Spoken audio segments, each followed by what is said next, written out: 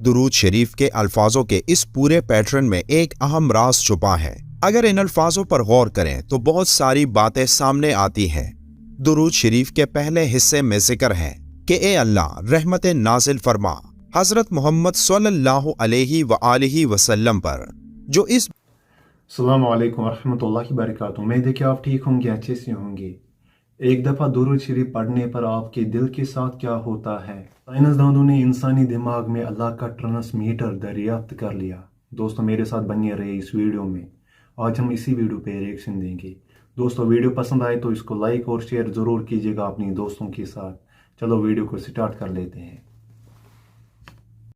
تاریخ کے مطالعے سے یہ بات سامنے آتی ہے کہ قدیم زمانوں سے لے کر آج تک کئی اقوام کسی اندیکھی ذات کو مانتی آ رہی ہیں۔ اسی یقین اور ایمان کی وجہ سے مغربی سائنسدان اس بات کو ماننے پر مجبور ہے کہ ایک خدا پر یقین ایک انسان کی پیدائش کے ساتھ ہی ایک انسان کے دماغ میں موجود ہوتا ہے، جو واحد چیز ہے جس کے بارے میں ایک انسان کو سیکھنا نہیں پڑتا۔ اس بات کا اقرار سورہ الاعراف کی آیت نمبر 172 میں اس طرح موجود ہے، اور جب تمہارے پروردگار نے بنی آدم سے یعنی ان کی پیٹھوں سے ان کی اولاد نکالی تو ان سے خود ان کے مقابلے میں اقرار کرا لیا، یعنی ان سے پوچھا کہ کیا تمہارا پروردگار نہیں ہوں؟ تو وہ کہنے لگے کیوں نہیں، ہم گواہ ہے کہ تو ہمارا پروردگار ہے۔ یہ آیت اس بات کی گواہی دیتا ہے کہ ہر انسان پیدائشی طور پر اللہ کی ذات سے متعارف ہوتا ہے۔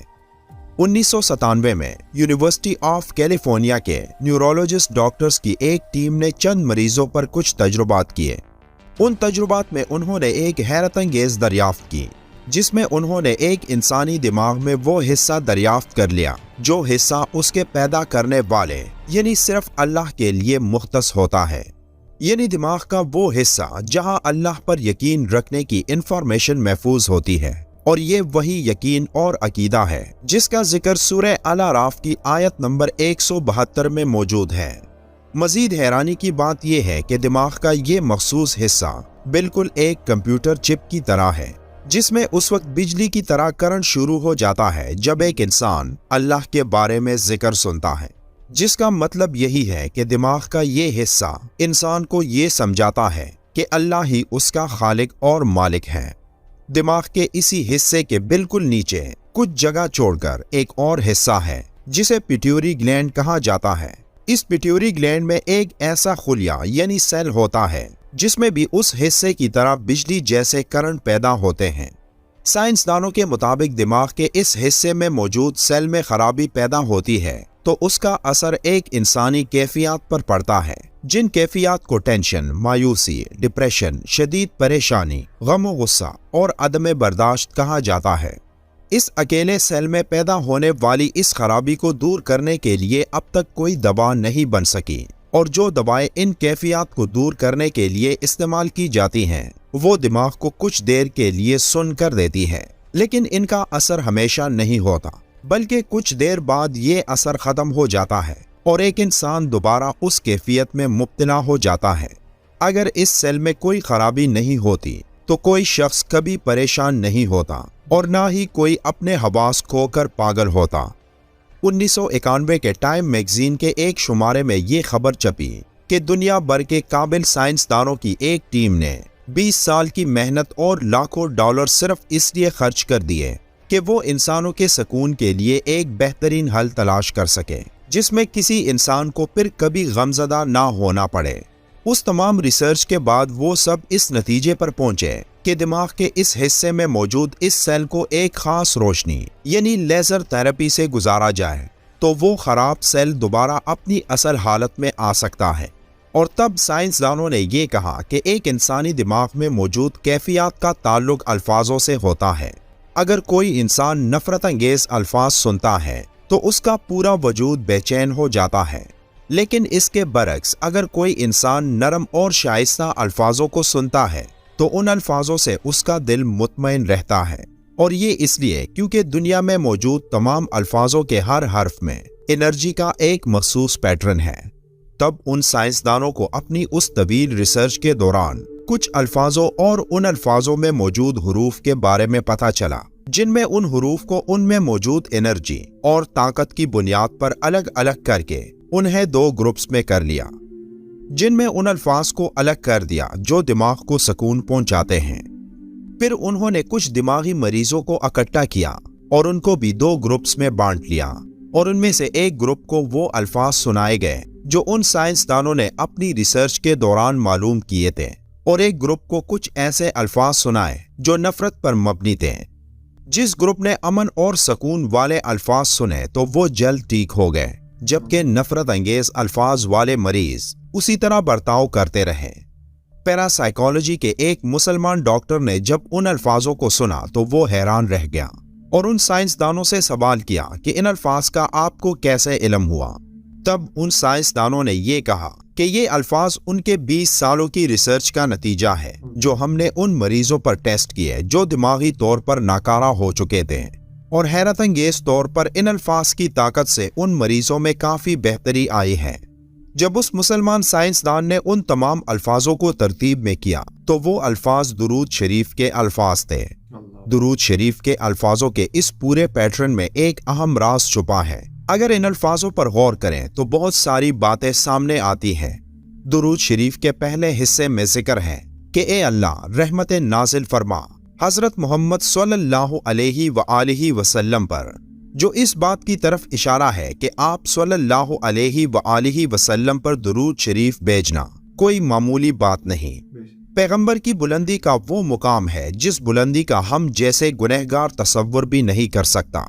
इस पहले हिस्से में आप सल्लल्लाहु अलैहि व आलिहि वसल्लम हमें ये बात सिखा रहे हैं कि हम अल्लाह से दरखास्त करें कि अल्लाह अपने नबी पर दुरूद भेज, क्योंकि हम उस बुलंदी से इतनी पस्ती में हैं कि हम इस काबिल नहीं कि नबी पाक पर दुरूद भेजें।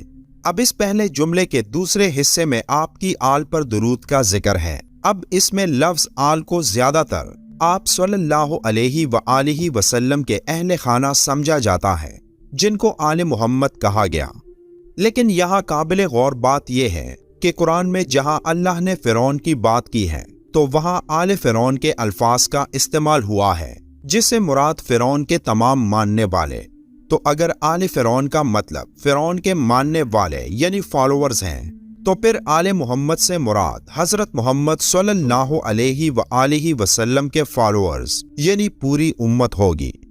इसकी एक और बड़ी वजह यह भी है कि आप सल्लल्लाहु अलैहि व आलिहि वसल्लम को रहमतुल लिल आलमीन बनाकर भेजा गया, तो ये मुमकिन ही नहीं कि यहाँ रहमत सिर्फ आप सल्लल्लाहु अलैहि व आलिहि वसल्लम के अहले खाना यानी खानदान पर भेजी जाए, बल्कि इससे मुराद आप सल्लल्लाहु अलैहि व आलिहि वसल्लम का तमाम खानदान और तमाम उम्मत है। और जब हम एक बार दुरूद शरीफ पढ़ते हैं तो इस बात से बेखबर होते हैं कि हम असल में पूरी उम्मत के लिए अल्लाह से नेकियों और रहमतों की दरख्वास्त करते हैं। हजरत काब रज़ी अल्लाह ताला अन्हु से रिवायत है कि हर रोज 70,000 फरिश्ते मस्जिद नबवी उतरकर आप सल्लल्लाहु अलैहि व आलिहि वसल्लम पर दुरूद भेजते और आपके गिर्द इकट्ठे होकर अपने परों से हर जगह को रोशन करते। वो सारा दिन दुरूद शरीफ पढ़ते और शाम को वापस आसमानों पर चले जाते, और फिर शाम को 70,000 और फरिश्ते उतरते जो सुबह तक आप पर दुरूद भेजते, और ये सिलसिला कयामत तक जारी रहेगा। एक अंदाजे के मुताबिक आप सल्लल्लाहु अलैहि व आलिहि वसल्लम की हयात मुबारका में 70 अरब फरिश्ते आसमानों से उतरकर आप सल्लल्लाहु अलैहि व आलिहि वसल्लम पर दुरूद भेज चुके हैं, और कयामत तक उनकी तादाद कितनी होगी ये सिर्फ एक अल्लाह ही को इल्म है।